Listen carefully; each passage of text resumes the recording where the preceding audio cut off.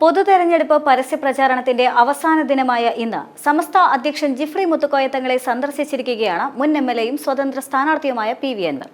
പരസ്യപ്രചരണം സമാപിക്കുന്ന ഇന്നത്തെ ദിവസം വൈകുന്നേരം കൊട്ടിക്കലാശം ഒഴിവാക്കി ഭവന സന്ദർശനം മാത്രമാക്കി ചുരുക്കാൻ തീരുമാനിച്ചതിന് ശേഷം അൻവറിന്റെ ആദ്യ കൂടിക്കാഴ്ചയാണ് ഇത്.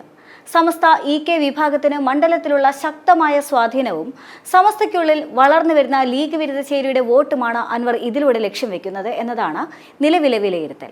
നേരത്തെ കാന്തപുരം എ.പി. അബൂബക്കർ മുസ്ലിയാരുമായും അൻവർ കൂടിക്കാഴ്ച നടത്തിയിരുന്നു. തുടർന്നാണ് ഇന്ന് ജിഫ്രി തങ്ങളെ കണ്ടത്. സമയം അമൂല്യമാണെന്നും പൊതുജനങ്ങളുടെ യാത്രാ സൗകര്യം കൂടി കണക്കിലെടുക്കുന്നുവെന്നും പറഞ്ഞുകൊണ്ടാണ് അൻവർ കൊട്ടിക്കലാശം ഒഴിവാക്കിയത്. ആ സമയം ഭവന സന്ദർശനങ്ങൾ നടത്താനാണ് അൻവറിന്റെ പദ്ധതി. നിലമ്പൂർ ഉപതെരഞ്ഞെടുപ്പിന്റെ പ്രമേയം നമ്മൾ ഉയർത്തിയ വിഷയങ്ങളാണ്. ഈ വിഷയങ്ങൾ മുഴുവൻ വോട്ടർമാരിലേക്കും എത്തിക്കേണ്ട ചുമതല നമ്മൾ ഓരോരുത്തരും ഏറ്റെടുക്കേണ്ടതുണ്ട്. സമയം അമൂല്യമായതിനാൽ തന്നെ നാളെ കൊട്ടിക്കലാശത്തിന്റെ സമയം കൂടി വീടുകൾ കയറി പ്രചരണം നടത്താൻ എല്ലാവരും ശ്രദ്ധിക്കണം.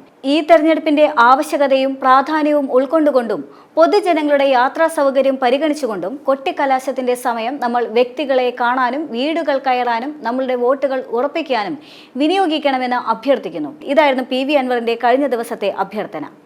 കൊട്ടിക്കലാശം ഇന്ന് അവസാനിക്കുന്നതോടെ നാളെ നിശബ്ദ പ്രചരണമാണ്. വ്യാഴാഴ്ച വോട്ടെടുപ്പ് നടക്കുന്നുണ്ട്.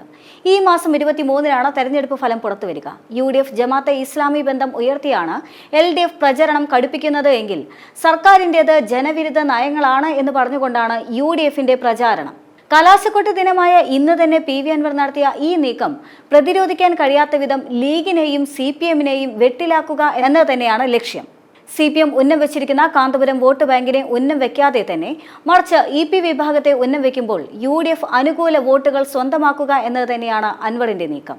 പിണറായിസത്തിനെതിരെ പോരാട്ടം എന്ന് പറയുമ്പോഴും എക്കാലത്തെയും ശത്രുവായ അൻവർ കാണുന്ന ആര്യാടൻ ഷൗക്കത്തിനെ പരാജയപ്പെടുത്തുക എന്നതുകൂടി അൻവറിന്റെ മുന്നിലുണ്ട്.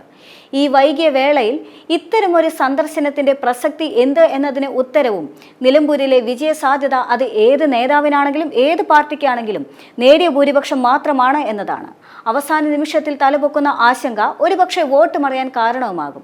അതുതന്നെയാണ് അൻവറിന്റെ മാസ്റ്റർ പ്ലാനും. നിലമ്പൂർ ഉപതെരഞ്ഞെടുപ്പിനെ സംബന്ധിച്ച് അത് പി.വി. അൻവറിന്റെ അഭിമാന പോരാട്ടമാണ്. ഇതുവരെയുള്ള കണക്കുകൂട്ടലുകളിലെല്ലാം തന്നെ പി.വി. അൻവറിനെ സംബന്ധിച്ച് അനുകൂലമായ ഒരു ഘടകം പോലും ഉയർന്നു വരുന്നില്ല എന്നത് അവസാന ലാപ്പിലെങ്കിലും അൻവറിനെ ഭയപ്പെടുത്തുന്നുണ്ട്. അതുകൊണ്ട് തന്നെയാണ് അൻവർ സമസ്ത വോട്ടുകളെ ലക്ഷ്യമാക്കി ഇപ്പോൾ നീങ്ങുന്നതും. ആദ്യമെല്ലാം തന്നെ ചതുഷ്കോണ പോരാട്ടത്തിലേക്ക് നീങ്ങിയ നിലമ്പൂർ ഉപതെരഞ്ഞെടുപ്പ് അവസാന ലാപ്പിലേക്ക് അടുക്കുന്ന സാഹചര്യത്തിൽ അത് ആര്യാടൻ ഷൗക്കത്തും അതേസമയം തന്നെ M. സ്വരാജിലേക്കും മാത്രം ചുരുങ്ങുന്നതായി കാണാൻ സാധിക്കും. പി.വി. അൻവർ ചിത്രത്തിൽ പോലും ഇല്ലാത്ത സാഹചര്യം അതൊരു പക്ഷേ അൻവറിന്റെ രാഷ്ട്രീയ ഭാവിയെ തന്നെ ബാധിക്കാനുള്ള സാധ്യത ഏറെയാണ്.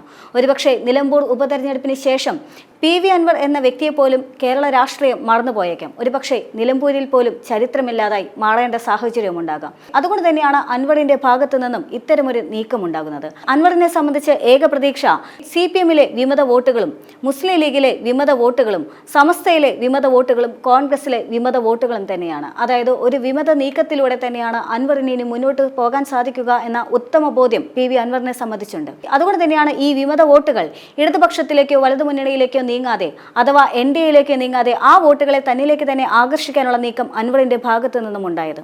അതുകൊണ്ട് തന്നെയാണ് സമസ്തയുടെ AP വിഭാഗത്തെയാണെങ്കിലും EK വിഭാഗത്തെയാണെങ്കിലും നേരിട്ട് ഭവന സന്ദർശനം നടത്തിക്കൊണ്ട് ഒരു ചർച്ചയ്ക്ക് പോലും അൻവർ തയ്യാറായതിന് പിന്നിലുള്ള കാരണവും.